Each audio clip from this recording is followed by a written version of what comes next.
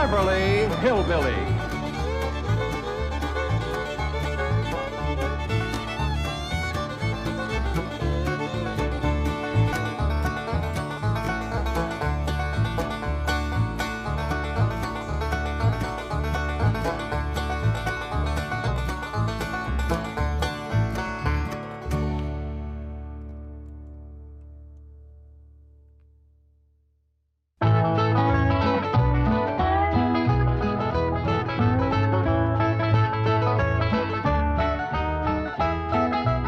She bake a cherry pie, Billy boy, Billy boy.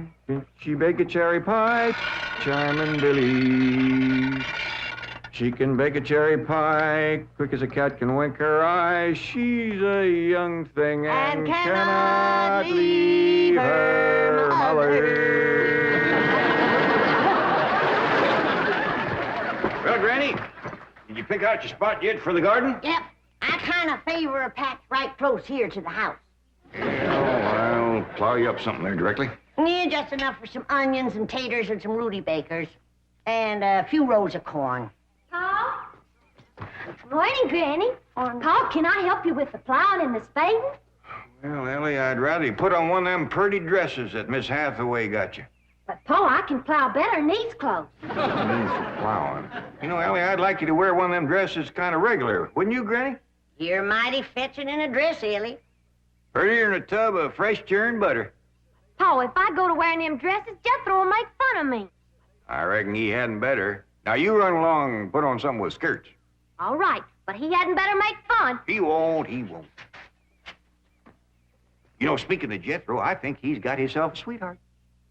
The banker's secretary? That's right. They was out together last night. What'd they do? Well, I don't rightly know for sure, but it was something to do with bowls. All you do with bowls is eat. Yeah, I reckon that's what it was then. She said she was going to take him bowling. You know, Jed, I kind of like that Miss Hathaway. Yeah, I think she kind of likes us, too. Oh, those marvelous Clampetts. Those simple, rugged mountain people. The more I see of them, the more I am impressed. Yes, now Never have I observed such strength of body, mind, and character. Yes, now They stand like boulders on the pebble-strewn landscape of Beverly Hills. Like mighty oaks among bushes. Like quiet. Now, like I admire them, too. But those boulders need polishing, and we've got to put some city leaves on those oaks before my wife gets back from Boston. Incidentally, in any endeavor requiring physical strength, they are most exceptional. I took Jethro bowling last night. Here's the bill. $3,000. How many games did you bowl? Well, you see, what happened was this. I said to Jethro, Pick up that bowling ball, she says, and see can you knock over them pins down yonder. They's just sticks. Anyway, I snatches up that rascal, draws back, and lets her fly. Did you knock down them pins? Yeah, the pins, the pin boy, the end of the building, a brick wall, and a signboard down on Sunset Boulevard. I bet you Miss Jane didn't do that good. Well, she didn't even try. But she just looks at me and says, Jethro, you're strong as an ox and twice as handsome. Ain't no two ways about it, Granny. That city girl is sweet on this boy. I reckon so, the way she's bragging on his looks. You are handsomer than an ox. Thank you, Granny. Cousin Ellie, you're a city girl now. Do you You think... see there, Paul? I told you this would happen if I took to wearing these dresses. You call me that again, and I'll turn you every way but loose. Didn't say nothing but city gal. Ellie May, Clampett! Get up from there or you're going across my knee. And Jethro, you're going across mine. What did I do that was so all-fired bad? In that dress, she looks just like a city gal. You did it again! I reckon we better go out there and see she don't hurt him.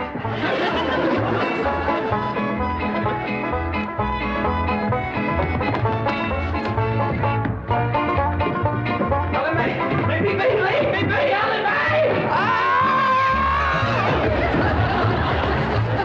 Jethro, now that we living in the city, you got to learn to use the steps.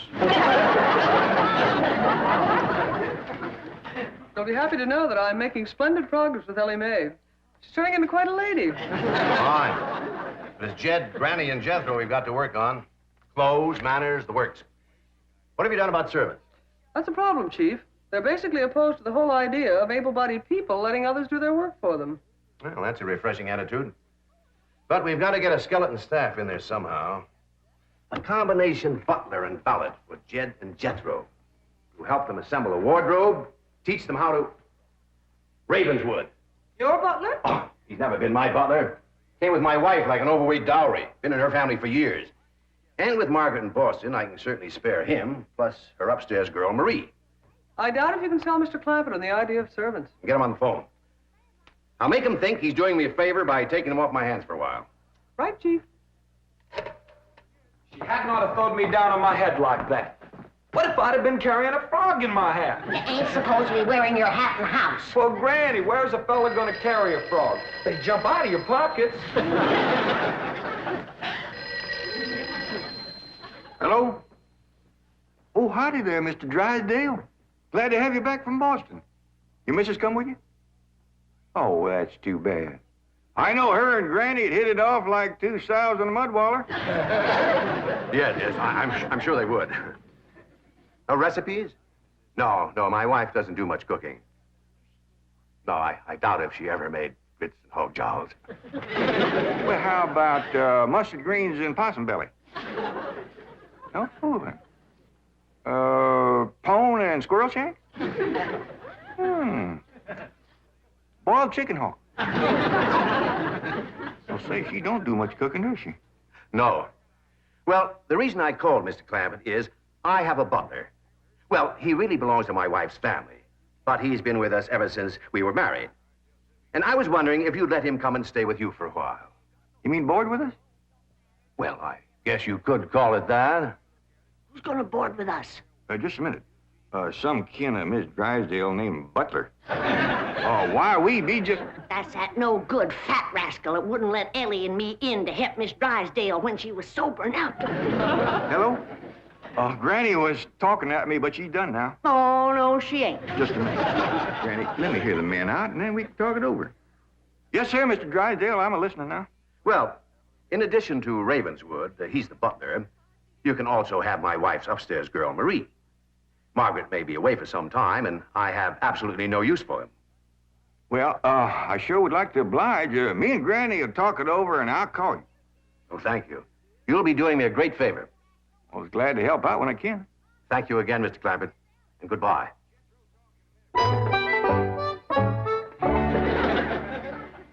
Is somebody coming to live with us, Uncle Jed? Maybe, Jethro, maybe. Why don't you go out and make up with your cousin Ellie? Okay, Uncle Jed. All right, Jed, let's have it. We gonna board that butler fella? Well, Mr. Drysdale will take it mighty kindly if we did. He says he ain't got no use for him. I don't like him myself. Granny, you only met him once. Once was enough. I asked him real nice. I said, are you a-doing for Miss Drysdale that she's feeling poorly? Are you doing the washing and the scrubbing and the cleaning for her? And he looks right down his nose at me and says, Madam, I am a butler. I reckon he is proud of his name. Kind of fancy. Ravenswood Butler. I don't care if it's Stonewall Jackson. And I think Mr. Drysdale has a lot of gall to ask us to take his wife's kinfolks off his hands. Well, now, I'm mighty beholden to him. You know he's keeping my $25 million in his bank, and he ain't charging me one penny to do it. That's his business. You didn't ask him to do it. Well, now, Granny, if it was just Mr. Butler, I might agree with you, but there's a sad side to the story, too. What's that? Well, you've heard of Mr. Drysdale speak of his stepson. That's his wife's boy by her first marriage. The one they call Sonny? Yeah. Well, it seems she's got a girl, too. And there must be something wrong with her. What? Well, I don't know, but they keep her upstairs. No. Yeah. He spoke of her as my wife's upstairs girl. The poor thing. Her name's Marie, and he'd like us to take her and Mr. Butler. Doggone it, kid. We got enough to do to take care of this big place without... He didn't say what was ailing her, huh? Well, no, but if you ask me, they ain't eating right over there. No. You know what Mr. Drysdale told me? What? His wife ain't never cooked grits and hog jaw. Ah, go on. That's a fact.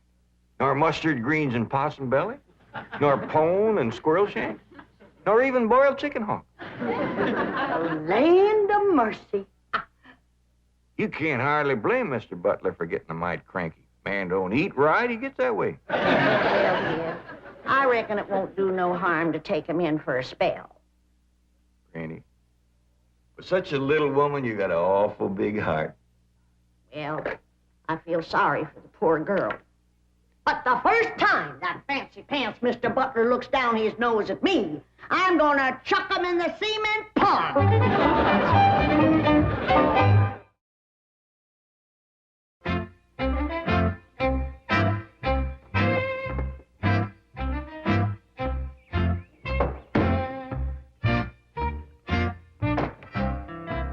Now, I'm doubling your salaries for the length of time you stay at the Clampett home. But if one word of this gets back to my wife in Boston, you're both out of work with no references.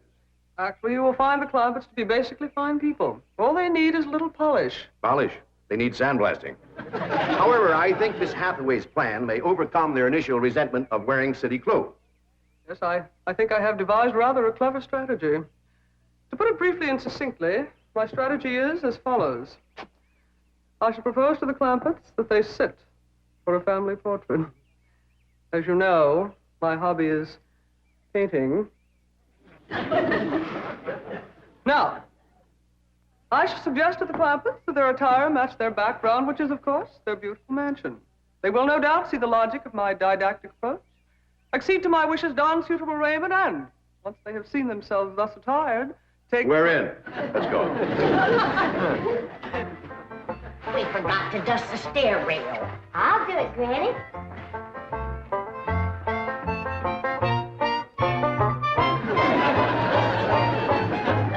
Besides, wearing boys' clothes does come in handy sometimes. Hi, Ginger Granny. I think we got her all spick and span for the company. They ain't a speck of dirt no place. Can I go swimming now? Me too? As soon as we help Granny clean up the kitchen.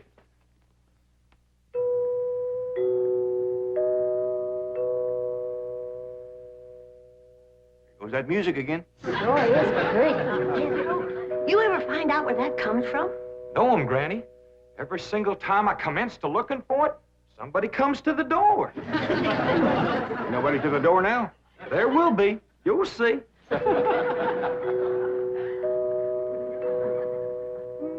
Doggies, that's nice. Let's all pitch in and see can we find it. You're wasting your time. I'm a-telling you, before you can find it, somebody will come to the door. There, you see? Happens every time. Now remember, Ravenswood, I'm counting on you. Don't fail me. You have my word, sir.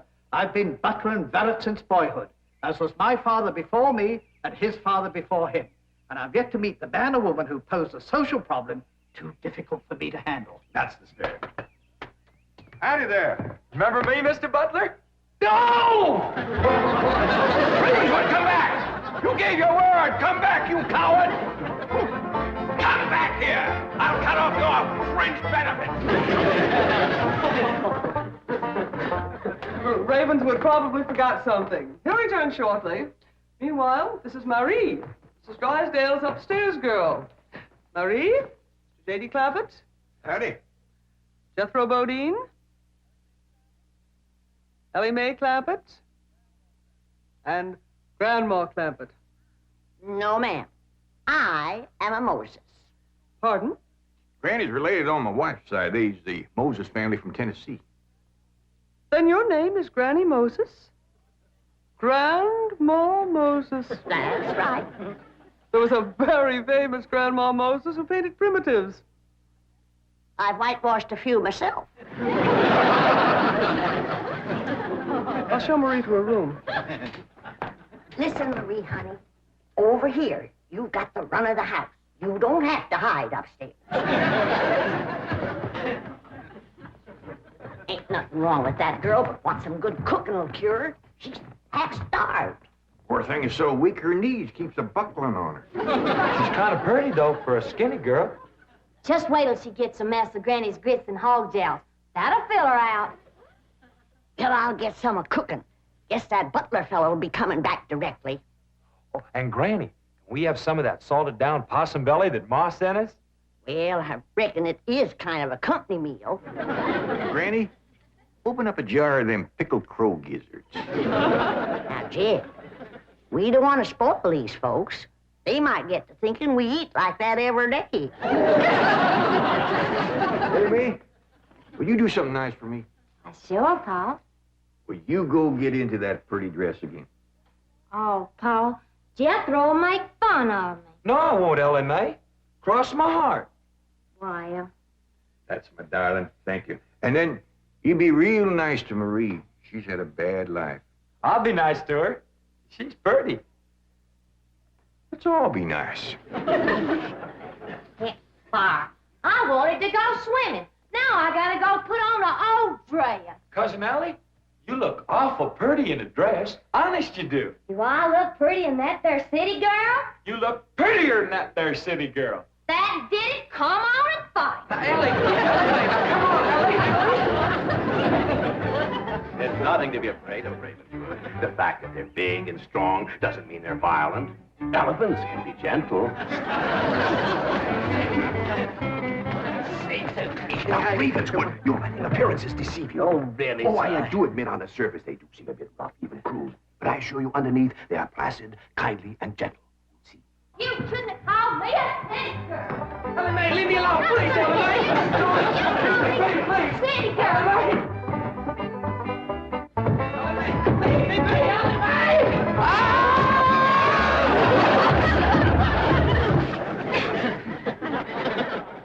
Mr. Butler, don't never say anything nice to that girl. She'll kill you. Come back here! Coward! Come back! You promised!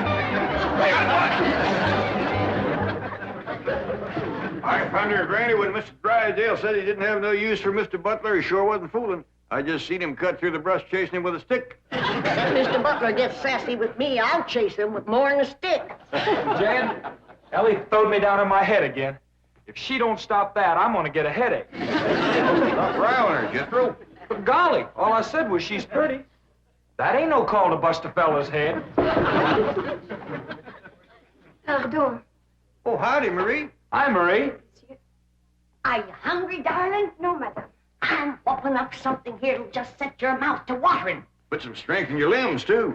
Tell her what it is, Granny. A great big mess of grits and hog jowls. And salted down possum belly. Oh, pickled crow gizzards. How you like that? Don't tell me that child ain't hungry. Why, she's ready to drop in her tracks.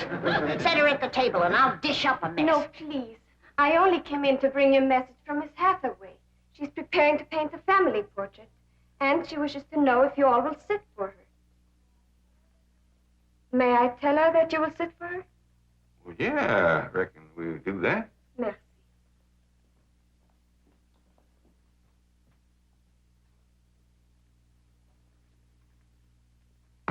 Well, let's get at it.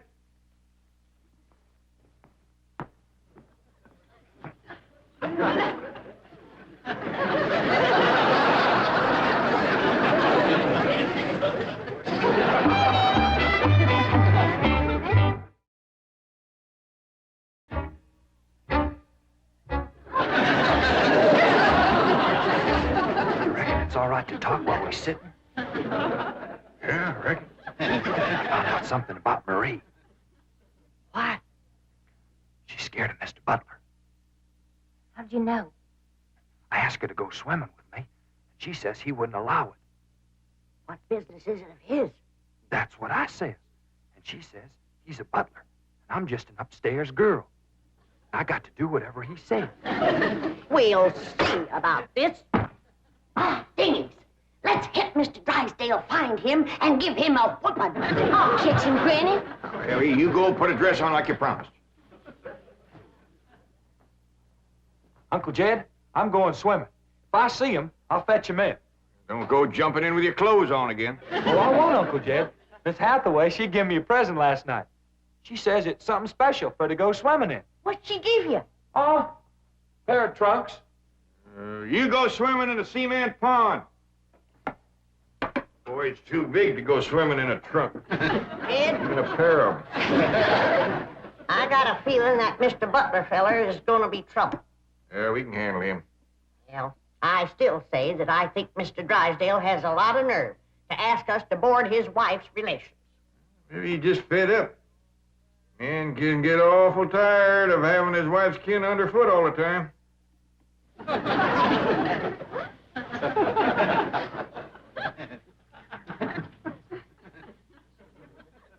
He told me that Butler fella had been living with them ever since they was married. I declare some in-laws latch on to free room and board like leeches. It takes a mule kick to jar 'em loose. You can't hardly blame Mr. Drysdale for trying to get shed of a critter like that.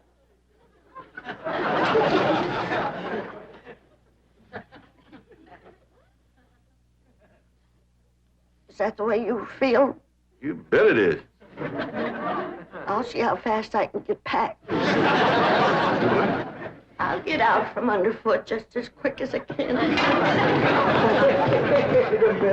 No, Jed. I know when I'm not wanted.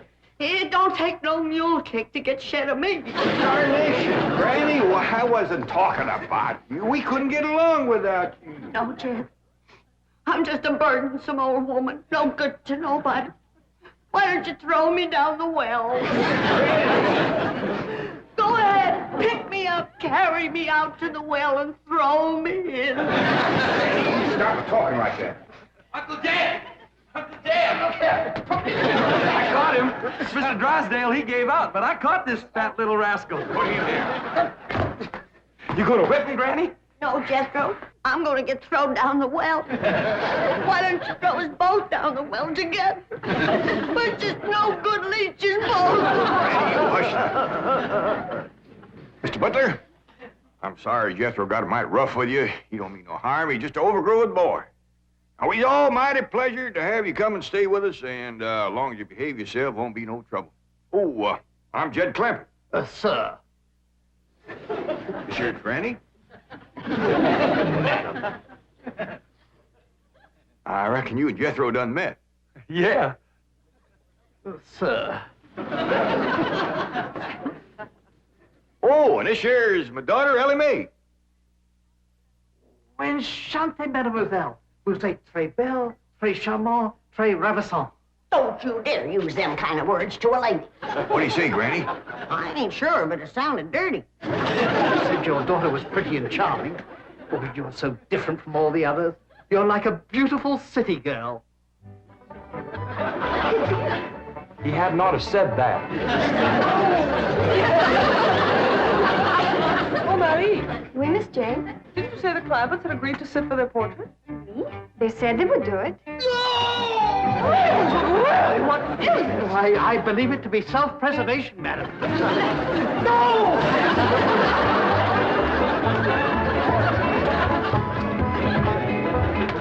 Don't take to the stairs, she'll catch you sure. I say now, let me go now, really. Sounds like Ellie got him. Afraid so. Will somebody please tell me what is transpiring? Uncle Jed! Ellie throwed him all right, but I caught him before he hit the floor. So here you are. Well, now, everything seems to be fine. You see, Ravenswood, didn't I tell you the Clampetts were kindly, gentle people? Yes, sir. Thank you, sir.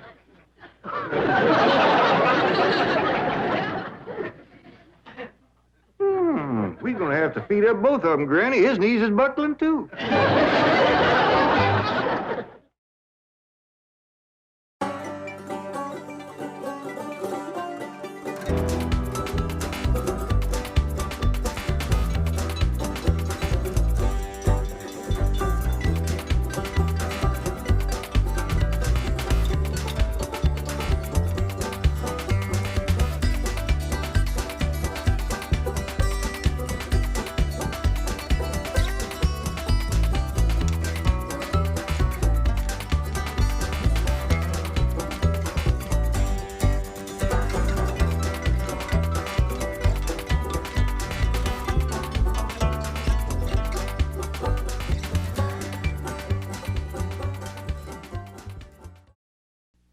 This has been a Filmways presentation.